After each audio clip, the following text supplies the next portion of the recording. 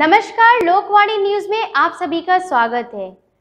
कथा सम्राट साहित्य शिरोमणि मुंशी प्रेमचंद्र जी की आज 141वीं जयंती है और इस अवसर पर उनके स्मारक स्थल वाराणसी के लम्ही में वृहद उत्सव मनाया जा रहा है, जिसमें केक काटे गए और सांस्कृतिक कार्यक्रमों की भी प्रस्तुति की गई।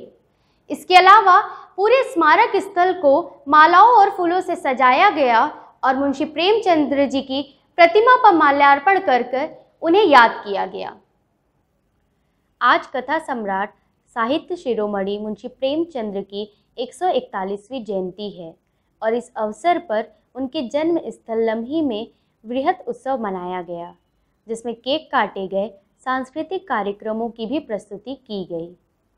इस समारोह में मुंशी प्रेमचंद्र के स्मारक स्थल को माला फूल से सुशोभित कर प्रेमचंद्र की मूर्ति पर भी माल्यार्पण करके उन्हें याद किया गया। लम्ही के ग्राम सभा के सदस्यों ने मिलकर उनके जयंती के उपलक्ष्य में केक काटा और वहां मौजूद बच्चों को अपने हाथों से केक खिलाया। जिस प्रकार से मुंशी प्रेमचंद्र की प्रत्येक रचना में हमें मार्मिकता झलकती है, वही मार्मिकता हमें आज उनके कार्यक्रम में दिखी।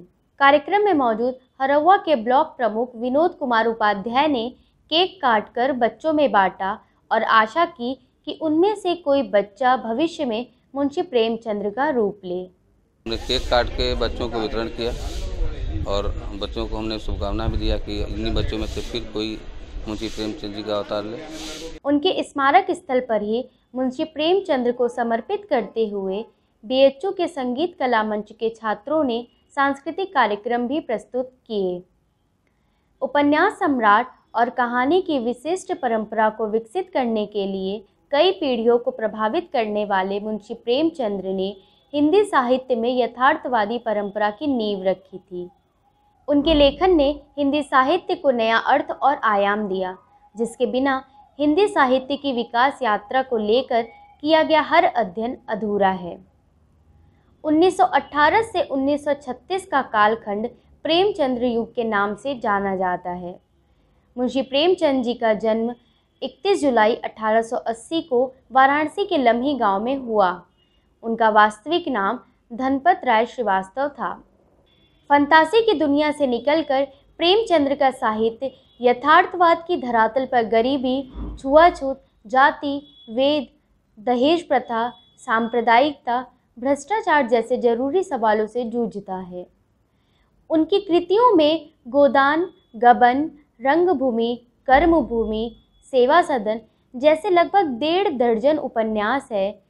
कफन, पंच परमेश्वर, पुष की रात, बड़े घर की बेटी, ईदगाह आदि 300 से अधिक कहानियों के साथ साथ उन्होंने नाटक और निबंध भी बड़ी संख्या में लिखे। उन्होंने हिंदी साहित्य पत्रिका हंस का संपादन व प्रकाशन किया। लम्ही के रहने वाले समाज सेवी सुरेश चंद्र दुबे ने बताया कि मुंशी प्रेमचंद की जयंती को सभी गांव वालों ने बड़े उमंग और उत्साह के साथ मनाया और उनकी जयंती के साथ साथ लम्ही की भी जयंती मनाई गई।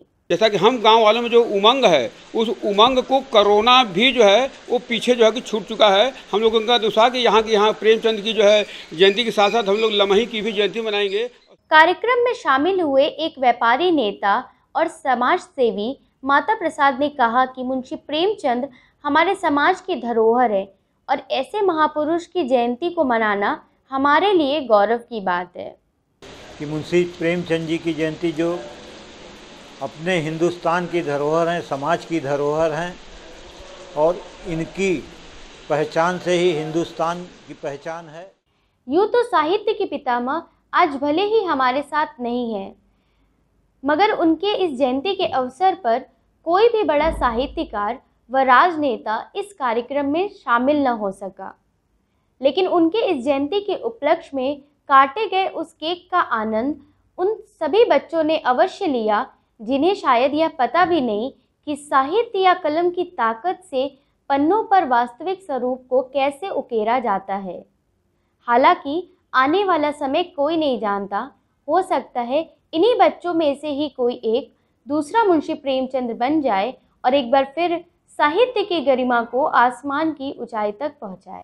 यूँ तो साहित्य के पितामह आज हमारे बीच नहीं हैं, मगर उनकी कृतियाँ और ऐसे महान साहित्यकार को हम कोटि कोटि नमन करते हैं। कुछ नए खबरों के साथ फिर होगी आपसे मुलाकात। नमस्कार।